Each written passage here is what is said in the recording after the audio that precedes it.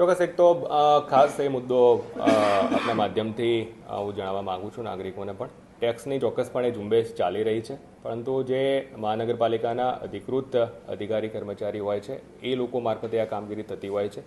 અને મેં વાત કરી એમ જ્યારે ફિલ્ડમાં આપણે કોઈ પણ આપણા અધિકારી કર્મચારી જતા હોય છે ત્યારે ક્યારે પણ એ રોકડમાં ટેક્સની વસૂલાતનો પ્રશ્ન ઉપસ્થિત થતો નથી. જે રોકડમાં ટેક્સની વસૂલાત ટેક્સ પે કરવાનું થતું હોય છે એ જે આપણા ટેક્સ કલેક્શન સેન્ટર છે એની જે વ્યવસ્થાઓ છે ત્યાં જે કરવાનું થાય છે.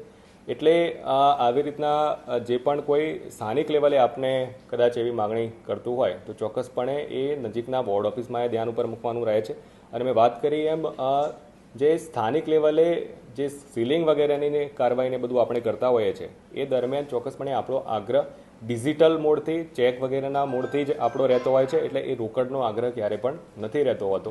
રોકડમાં જે પણ જમા કરવાનું થતું હોય છે આપણું જે ટેક્સ કલેક્શન સેન્ટર છે એ ટેક્સ કલેક્શન સેન્ટર ઉપર જ કરવાનું થતું હોય છે. આ પ્રકારનો કંઈ પણ મુદ્દો કોઈ પણ નાગરિકના ધ્યાન ઉપર પણ આવે, કંઈ શંકાસ્પદ જેવું પણ લાગતું હોય તો એ તાત્કાલિક અસરથી કોર્પોરેશનના લાગતા વરગતા જવાબદાર અધિકારી કર્મચારીના ધ્યાન ઉપર મૂકે. આ પર્ટિક્યુલર કિસ્સો પણ ધ્યાન ઉપર ચોક્કસપણે આવેલો છે. એ બાબતે પણ ટેક્સ બ્રાન્ચના અધિકારીઓને સ્પષ્ટ સૂચના અત્યારે જ આપવામાં આવેલી છે કે એની ચકાસણી કરી લેવામાં આવે, જે તે વ્યક્તિ સાથે સંકલન કરવામાં આવે અને જે વ્યક્તિની સાથે ફ્રોડ થયું છે એ વ્યક્તિ દ્વારા પણ એમાં પોલીસ ફરિયાદ દાખલ કરવામાં આવે અને અમારા તરફથી પણ એમાં કાર્યવાહી સુનિશ્ચિત કરવામાં આવે એ પ્રકારની સૂચનાઓ આપવામાં આવેલ છે. પણ પુનઃ આપના માધ્યમથી એ હું વિનંતી કરું છું કે જ્યારે આવી રીતની સીલિંગની વગેરેની કાર્યવાહી આપણે લોકલ લેવલે કરીએ છીએ ત્યારે ડિજિટલ પેમેન્ટ અથવા તો ચેક વગેરે જેવી જે સિસ્ટમ છે એ સિસ્ટમના માધ્યમથી જ પેમેન્ટ થતું હોય છે.